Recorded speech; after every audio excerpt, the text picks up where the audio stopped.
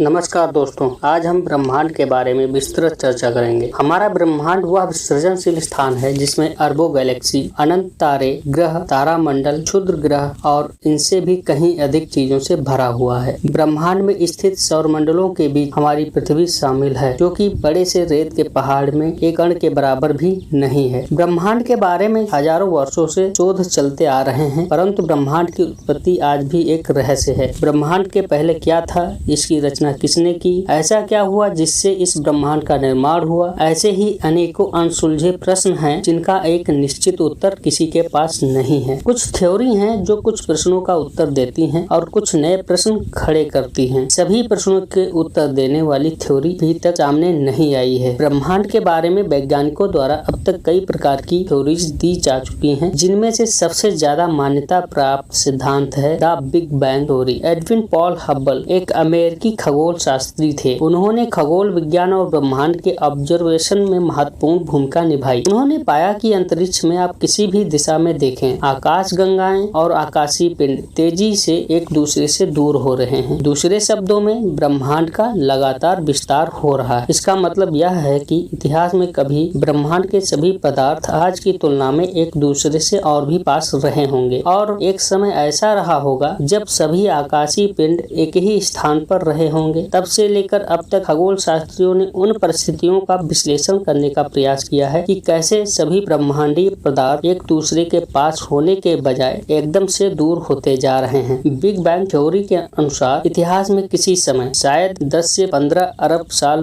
पूर्व, ब्रह्मांड के सभी कण एक दूसरे के एकदम पास पास थे। वे इतने पास थे कि वे सभी एक ही जगह थे, एक ही बिंदु पर। सारा ब्रह्मांड एक ही बिंदु की शक्ल में। यह बिंदु इनफिनाइट डेंसिटी का अत्यंत छोटा बिंदु था। ब्रह्मांड का यह बिंदु रूप अपने अत्यधिक घनत्व के कारण इनफिनाइटली हॉट रहा होगा। इस स्थिति में भौतिकी, गणित या विज्ञान का कोई भी नियम काम नहीं करता। यह वह स्थिति है जब मनुष्य किसी भी प्रकार का अनुमान या विश्लेषण करने में असमर्थ है। काल या समय भी इस स्थिति में रुक जाता है। दूसरे शब्दों में काल और समय के कोई मायने नहीं रहते हैं। इस स्थिति में किसी अज्ञात कारण से अचानक ब्रह्मांड का विस्तार होना शुरू हुआ। एक महाविस्फोट के साथ ब्रह्मांड का जन्म हुआ और ब्रह्मांड में पदार्थ ने एक दूसरे से दूर जाना शुरू कर दिया। महाविस्फोट के 1 सेकंड के अंदर ही तापमान 10 अरब डिग्री सेल्सियस पहुंच गया और ब्रह्मांड ने भी आकार लेना शुरू कर दिया। प्रोटॉन और न्यूट्रॉन ने एक दूसरे के साथ मिलकर तत्वों का केंद्र बनाना शुरू किया,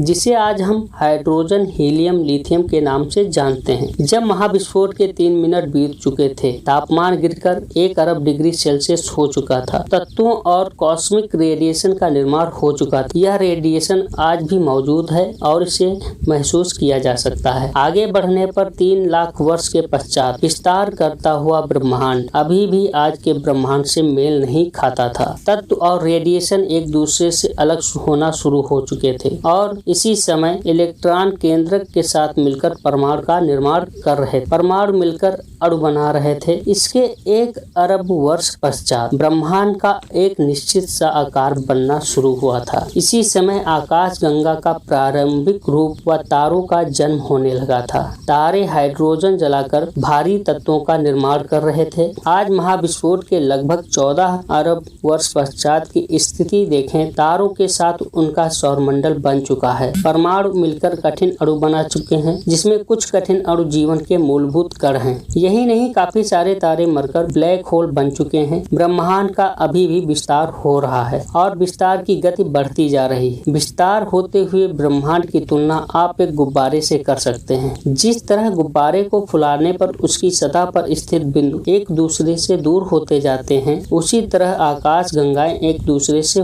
दूर होती जा रही हैं। यह विस्तार कुछ इस तरह से हो रहा है जिसका कोई केंद्र नहीं है। हर आकाश गंगा दूसरी आकाश गंगा से दूर होती जा रही है। कुछ खगोल शास्त्रियों की थ्योरी यह कहती है कि आकाशीय पिंडों की एक दूसरे से दूर जाने की गति महाविस्फोट के बाद के समय और आज के समय की तुलना में कम है। उनकी थ्योरी यह भी कहती है कि भविष्य में आकाशीय पिंडों का गुरुत्वाकर्षण इस विस्तार की गति पर रोक लगाने में सक्षम हो जाएगा। इसी समय विपरीत प्रक्रिया का आरंभ होगा, अर्थात सभी आकाशीय पिंड एक दूसरे के नजदीक और नजदीक आते जाएंगे और अंत में एक बिंदु में संकुचित हो जाएंगे। इसी पल एक और महाविस्फोट होगा और एक नया ब्रह्मांड बनेगा। विस्तार की प्रक्रिया एक बार और प्रारंभ होगी। यह प्रक्रिया अनादिकाल से चलती आ रही है। हमारा विश्व इस विस्तार और संकुचन की प्रक्रिया में बने अनेकों विश्व में से एक है। इसके पहले भी अनेकों विश्व बने हैं और भविष्य में भी बनते रहेंगे। ब्रह्मांड के संकुचित होकर एक बिंदु बन जाने की प्रक्रिया को महासंकुचन द